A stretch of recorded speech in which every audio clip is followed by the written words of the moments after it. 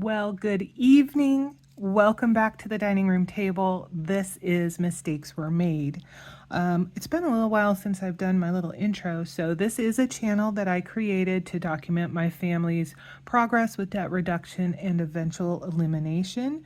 Today, we are going to be doing our budget with me for the second pay period in January. We do budget by pay periods. So the first pay period is the 1st through the 15th, and the second pay period is the 16th through the end of the month.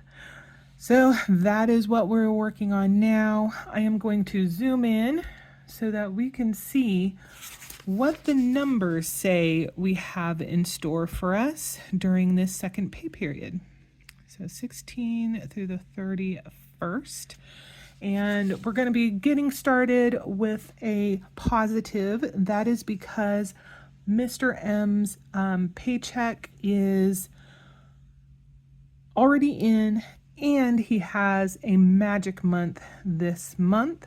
So while we do know what his first paycheck is, the second one doesn't come until Friday. So we don't really have any idea what that'll be.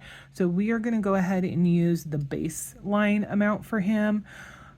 But of course, I am not prepared and I forgot to get my calculator. So I'll be right back. Okay, handy dandy calculator is here. I am trying to be quick about this video because I don't know how long I have before the dogs decide they're gonna kind of freak out. We have changed their feeding patterns. They were graze feeders. We would just put a couple bowls of food out and they would eat throughout the day. Well, unfortunately, poor Nix, after she went to the vet, they said she was fat. So we decided that we need to kind of monitor their food more, and not just that, but with Mr. Murphy and whatever's going on with him, if it is some kind of food allergy, we want to be able to make sure we're separating his food out and make it so he can't eat what everybody else is eating once we do get his special food that we are going to try. So we're getting them in the habit of only eating twice a day and going into their beds with their food bowls so that, nobody else they can't bother each other while they're eating. And of course, that helps keep the food separated as well. So anyway, that has absolutely nothing to do with this. But as you know, I'm a blabbermouth. So, all right, we were talking about Mr. M's pay. He has already received a paycheck of $1,924.84. We are going to add the $1,850 kind of baseline pay to account for his second paycheck that should be coming this pay period, which gives us a total of $3,775.84. Now, my paychecks also has not yet dropped, so I don't know exactly what it will be. We're going to use the baseline that we have for mine, which is $2,225. Miscellaneous income, we're not expecting anything, so we are not going to put anything in there. That would be some kind of bonus that's not reflected in an actual paycheck. If we happen to ever get off our butts and try to sell things that we have around our house that we don't actually use anymore, or once it becomes a thing, we'll probably put the YouTube pay there. We're still a little too new to the monetization process for that to be a thing yet, but that's likely where it would go. Etsy, we also never budget anything for that because you just don't know if anybody's going to buy anything. So buffer rollover, based on our spreadsheets, we are expecting that to be $200.36. We have not finished the month yet, the pay period yet, so there could be some things that might change that cents amount, but we're going to go with it for right now. Okay, so we're going to add my pay to that, and then the $200.36. Did I calculate that right? I feel like I didn't calculate that right. I have had a little bit of a trying day today. Work was very annoying. and then I was just fighting with our computer because I wanted to listen to iTunes but be able to hear it on the computer and not through a headset, through our headphones. And it was fighting me, and it took me a little bit of frustration to figure out with the new computer how I could make it work, because just unplugging the headphones did not do it, which it normally, well, I shouldn't say normally. With our old computer, it would automatically switch to the speakers, the computer speakers, so it was an easy peasy thing. Well, apparently it's not for this. Anyway, again, I digress. Our total income is $6,201.20, which is amazing. Now, with every sunshine day, I guess, a little rain must fall, and that little rain is the fact that with our mortgage, we also have a magic month. We pay our mortgage every 2 weeks, so that ends up meaning if Mr. M is going to have a magic month, then our mortgage is going to have a magic month. So instead of doing $875 as normal, we will be paying that twice, so it will be $1,750. Now, the benefit of this is, one, it means our mortgage does get split in half, so it's a little bit easier to budget, it's a little bit easier to absorb, but also by the end of the year, we will have made just automatically one extra full payment towards the mortgage, which, every little bit of extra helps. Additionally, because the magic months coincide with one another, his paycheck schedule is on the same schedule as our mortgage payment. We have the extra funds to absorb the extra cost, so we're not like unduly burdened by that. Okay. Now then, these are all first pay periods, so we're going to ignore that. Just in case you're new, the reason that we have these little whiteout sections on this sheet, one up here, is because I am cheap and I don't want to just throw these budget sheets out, even though they're not quite adequate for the changes that have happened in our budget. So instead, I am adamant about using these all up, and we will just kind of make adjustments as needed so that we can utilize them. What we are covering here is Mr. M's car insurance. That does not get paid during the second pay period, so we don't need to actually show it on here. And instead, we are going to note healthcare premium, because that does need to be paid. And that amount is going to be $206.28. Now, just as another deviation from what we're talking about, I did make the first payment for my healthcare premium. And I gotta say, I am not a fan of their payment platform. I was really, really hoping that I would be able to go in and set up a couple of auto payments and just say, hey, I want to pay $206.28 on the 10th of each month and the same on like the 20th of each month, or, some number, so that we got it during the 2 different pay periods. While they do have auto pay, there is no flexibility with it that I could find. You can't say what specific amount you want to pay. You can't pick a specific date. It's basically you sign up for auto pay, and I assume when the bill comes due, then the auto pay will trigger, and it will charge, whatever your payment amount is. So that wasn't going to work for me. So then what I did was I was like, okay, well, maybe I can do a scheduled payment. And they do have the option to just make a payment, but they don't have the flexibility of scheduling.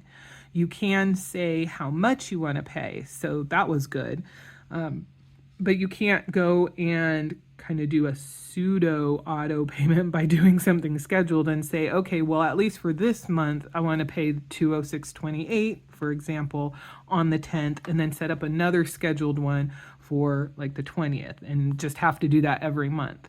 That would have been fine, not a big deal. I've done that in the past, but that was not an option. In order to make the payment, what we had to do basically was say the amount we wanted to pay, and that was going to get paid at that time. So a little disappointing that there wasn't more options, or it wasn't as user-friendly or flexible as I would like, but it is what it is. One moment, the dogs are having a fit. Okay, so the other thing that was kind of concerning was when I made my payment, it had a balance due of 0, which makes sense because I've already paid for January.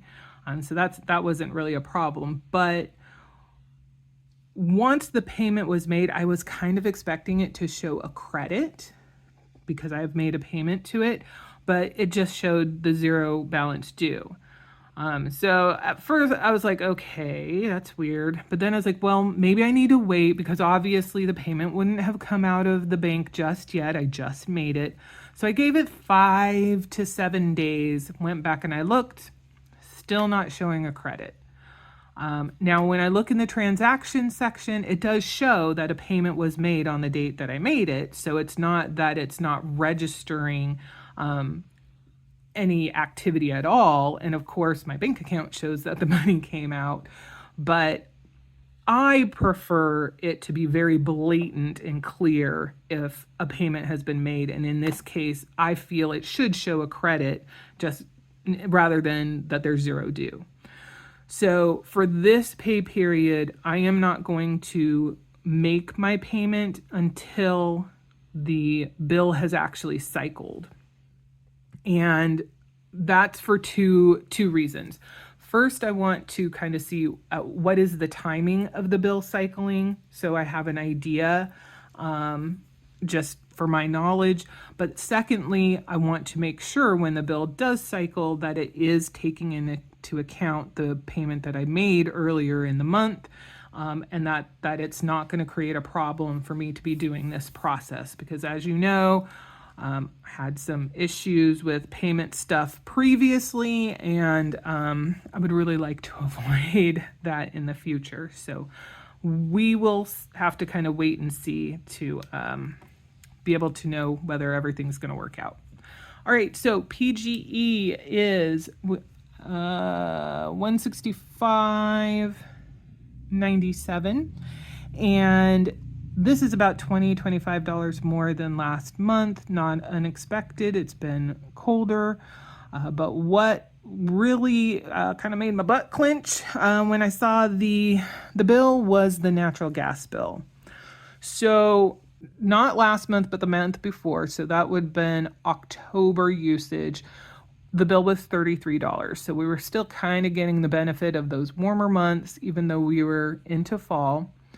Then the next month, so November usage, it did jump up to like a little over $89. Now last month, so December's usage shot up to $214.81. So yeah, yikes. Now there are a couple of things that are at play here. First and foremost, we are apparently part of Northwest Naturals warm program. This program runs from December through May, and what they do is they have charts and things that determine what the average temperature is for each month during this program time frame. And the amount or the rate that they charge you is based on whether the actual average temperature for the month is higher or lower than what is predicted or expected. So for example, if the standard rate is $3, then if the actual temperature for December was lower than the average temperature that they were anticipating, they would charge less than $3. Maybe it would be $2.50, maybe $2, whatever it is, but it would be less than what the baseline standard rate is. On the flip side, however, if it's a warmer December than what the average temperature should be, then it goes the other direction. And instead of charging you the baseline $3, maybe they charge $3.50 or $4 for the rate. So, there's good and bad. And I know that we've been part of this in the past, but really it never jumped out at me. And it could be because previous winters have all been pretty cold. So I didn't notice it. You can go and see how the program has affected your bill. And so I did take a look at that. And because it was a warmer December, it means that we were charged essentially $12 more than we would have been, $12+ more than we would have been if we were not part of the program. You cannot, from my understanding of the website, actually opt out of the program while it's during the program months. So we would have to wait until after May in order to leave the program. I am kind of leaning towards doing that so that we're just charged at whatever the standard rate is. Yes, if it's particularly colder, then that means we would lose the benefit of, having lower rates, but at least we would know what to expect every single month. The other issue is typically when it gets colder, we usually turn our thermostat down just because we're trying to save money. We wear coats, we wear sweaters, and we got our socks on and all of that. This particular year, we kind of were like, well, let's put our thermostat at a seemingly reasonable level and kind of just see what we're looking at. So in December, we had it at 67. Personally, I don't think that's all that high, all things considered. But it was 67 throughout the day, throughout the night. We wouldn't, fiddle with it.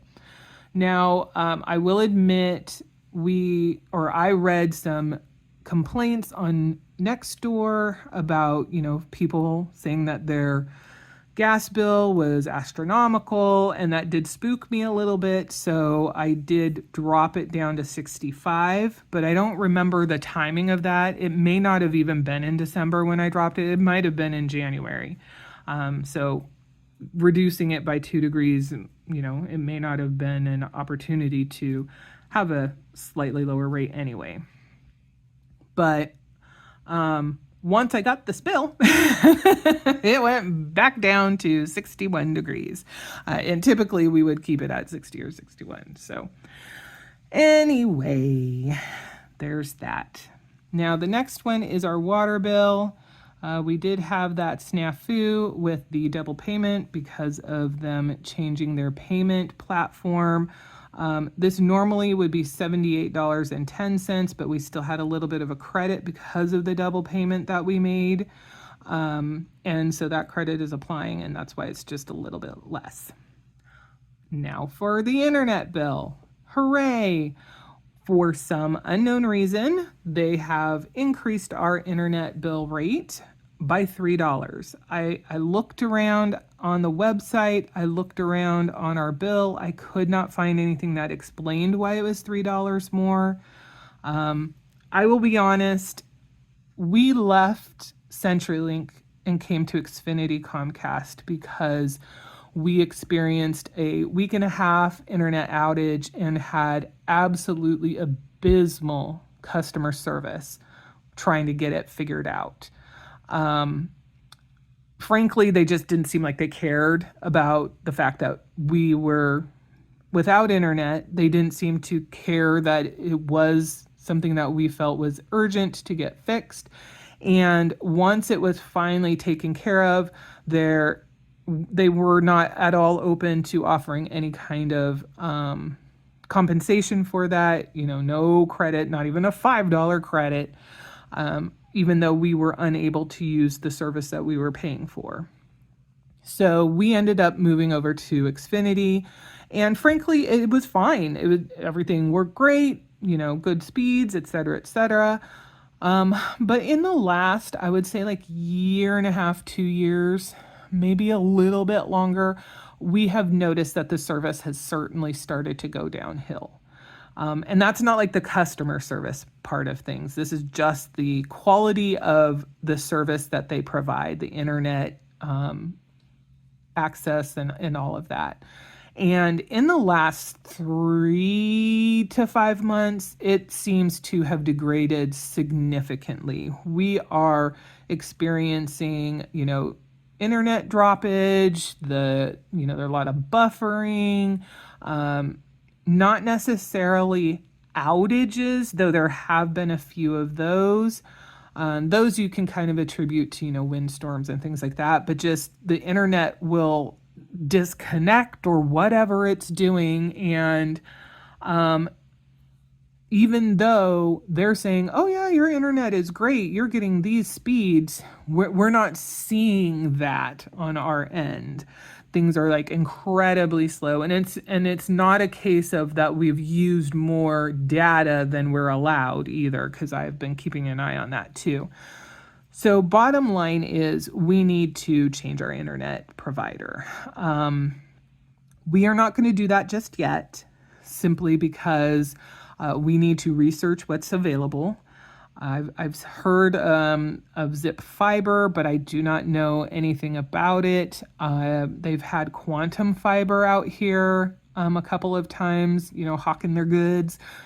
But I want to say that was related to CenturyLink.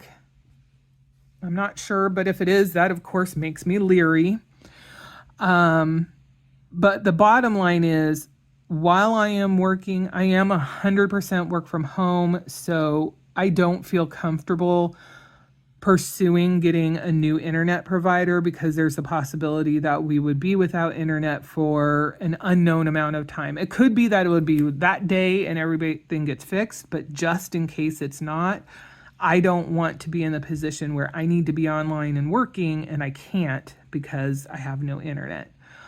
Once the job is over, then we can look more into it. But I think we're both in agreement that we at least need to look at what our options are, because we are not happy with what we are paying for, especially the amount that we're paying. Google Fi, that right now is $90.12. There's been a slight increase. I think it was like $89.90 before, so like 20 something cents. So I would not be surprised if this ends up going up at some point in the next few months, because that just seems to be the trend. This is another one that we're looking at maybe making a change. We have nothing against Google Fi. We've enjoyed using them. Have had no problems with them whatsoever. But when you look and you see things like Mint Mobile, where they're saying, you get unlimited everything. And again, I do have to look into that to see if it truly is unlimited. For $15 a month, yes, you have to prepay it, but that's not that big of a deal. If everything is true to what they're saying and the service is actually good, then for the two of us, it would be $30 a month total, when you break it out by the month, which would be a third of what we're paying now. So if we're getting the same service or even better, it just kind of means that we should be looking about making a change. This one, though, I'm just, the hassle of changing just is not appealing. There's not really a great reason for us to not change, unless the phones that we have are locked and we can't actually move to Mint Mobile. We are not buying new phones.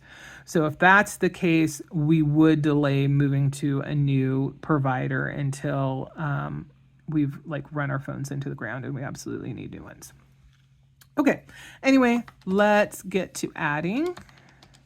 I'm sorry, I have a feeling this is gonna be a long video.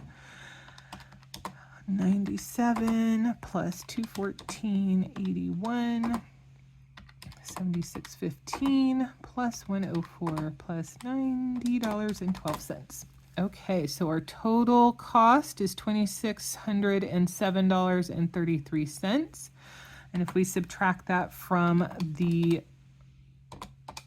income that we had, that leaves us with, is that right? Oh, mercy me. Have I mentioned it's been a trying day today?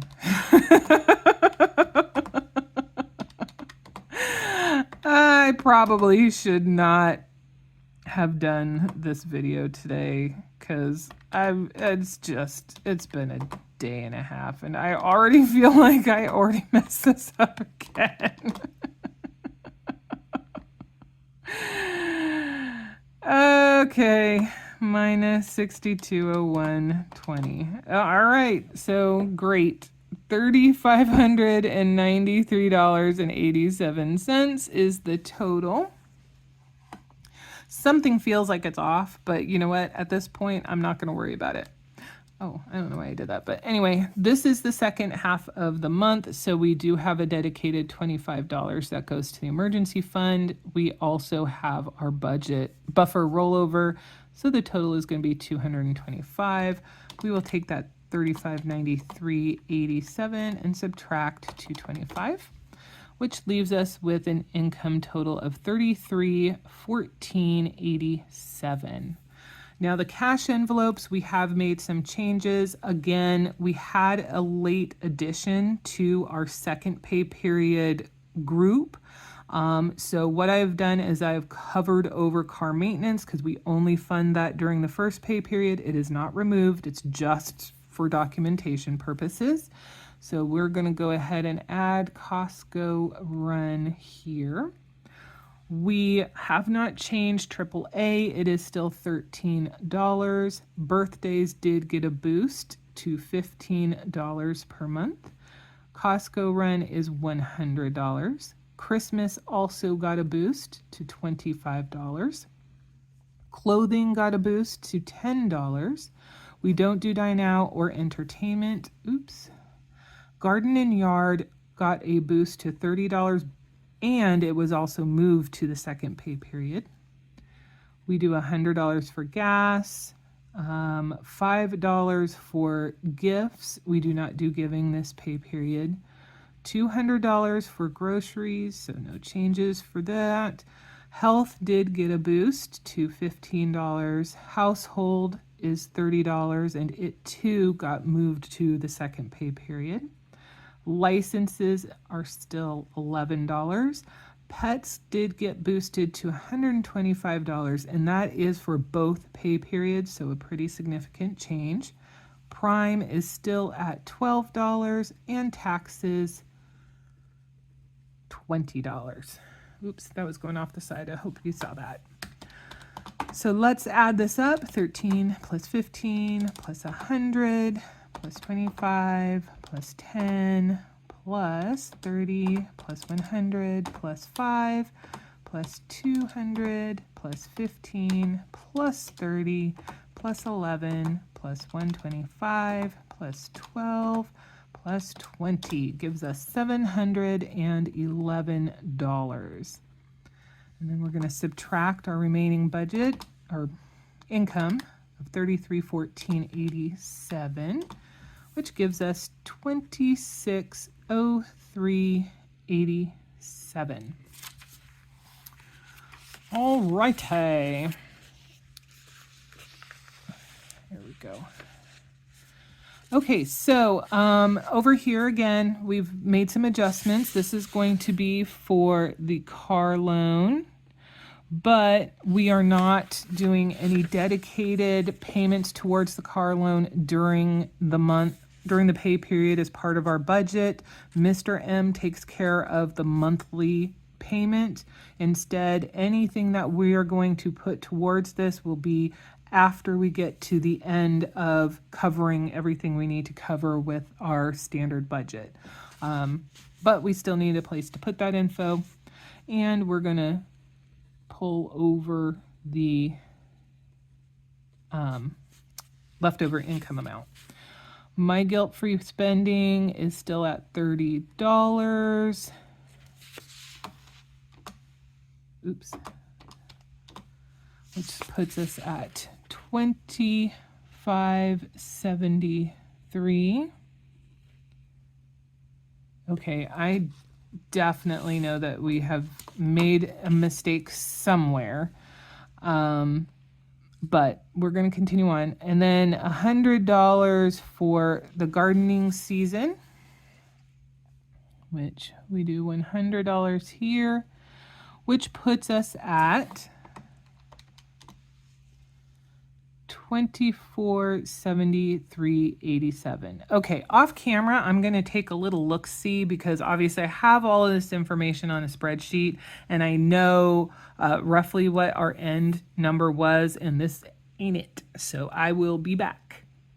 Okay, I figured out where the error happened. I'm still not entirely sure how it happened, but somewhere in this area when I was doing the subtraction, we took too much out, and it actually should have been $3,368.87. Then subtract the 711, gives you $2657.87.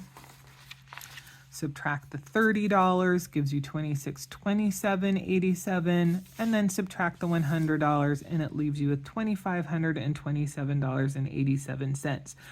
Whew. Okay, so now what are we going to do with this windfall of money? Well, we already know that we want to put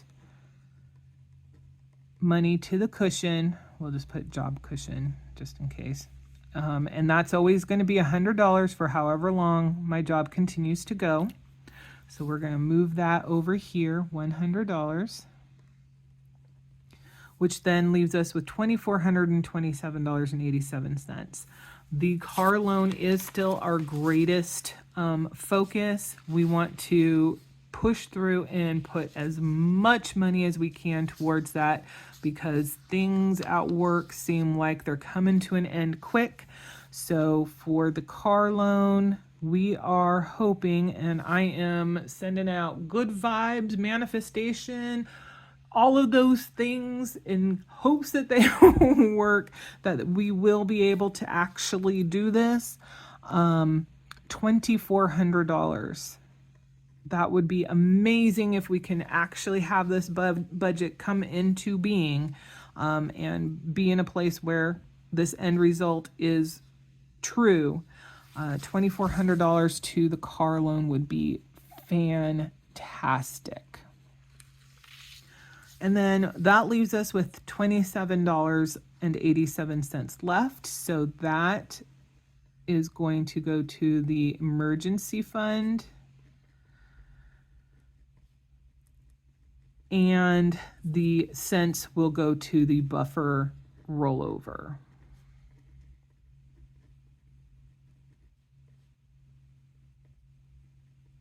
So we'll put that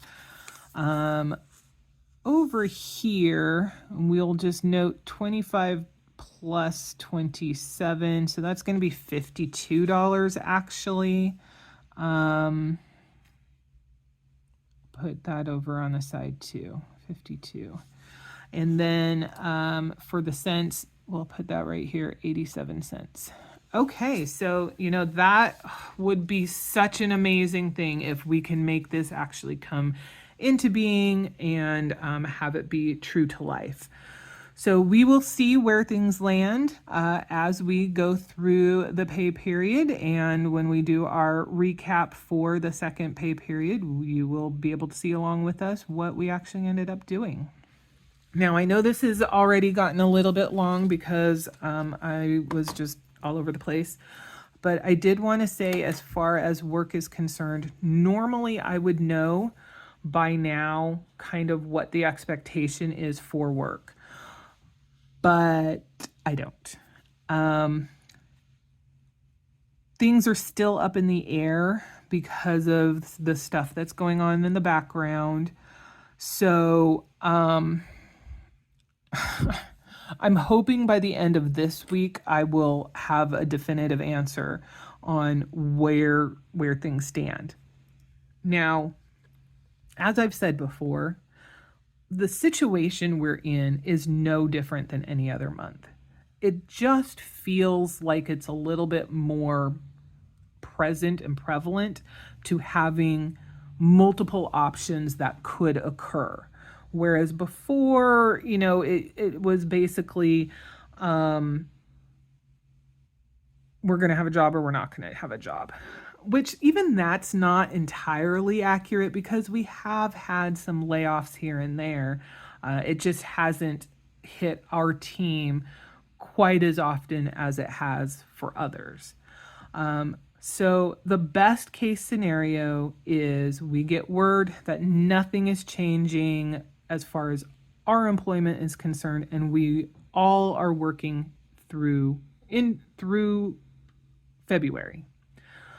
The next best option is we do get word that changes have to be made, and because of what's going on, the team as a whole is not going to stay intact, but some of it will be in place. So some people will get laid off, some people will stay on board and work through February. The second to last worst case scenario for myself is they make the determination that because of the changes that are going on, it doesn't make sense to retain my employees, but they keep me on board to do, the work that they were doing. Last and worst case scenario is they determine, well, because of these changes, the department isn't needed at all, so everybody loses their job. Obviously, if I'm looking at just myself, anything above the everybody loses their job is something that I'm going to be rooting for. I, of course, am rooting for my team to stay as intact as possible. But, and I do feel a little bit selfish about this, if that is not possible, then I, of course, want to be a person that gets kept on board. We will see. We will have to just kind of wait and see. I'm trying to think if there's anything else. One of the things that they have been doing and could affect kind of the timing of letting us know what the situation is previously they wanted to make sure that anybody that was being laid off ended up working the first business day of the next month. So say, my last day, or I was part of the next layoff. Previously, it would have been, they would want me to work one day in February. And by doing that, that meant the person being laid off would then have a full month of healthcare coverage. So it was a benefit that they did instead of laying them off, on the 31st, in which case then they would have no healthcare coverage because the healthcare coverage only went to the end of the month in which you were laid off. But now that they aren't providing that coverage, the need to follow that particular pattern is kind of not an issue. So possibly, and especially because there hasn't been any information by now, which is when at the latest we would usually know, maybe we don't find out what the situation is going to be until, closer to the end of January. And so instead of just saying, hey, by the way, here's 3 days notice or something along those lines, maybe it will be that they let us go after the middle, in the middle of February, if that ends up being the thing. I don't know. I wish I had more information, and I'm really, really hoping that we'll know more by the end of this week. just so that it can set my mind at rest and I can set my people's mind at rest. Whether the answer is yes, we're working, or no, we're not, having things so up in the air, it's it is no different than any other month that we've been dealing with. Every month has been up in the air, but and it's been that way since basically August of 2023. So you would think that we would be used to it, but it's just one of those things that it's not really that easy to get used to. But anyway, that is enough. Here's the budget that we are working with for the second pay period of January. Thank you so much for listening and staying through if you did. If you have any feedback, any questions, please note those down below. I hope we'll see you in the next one. Bye for now.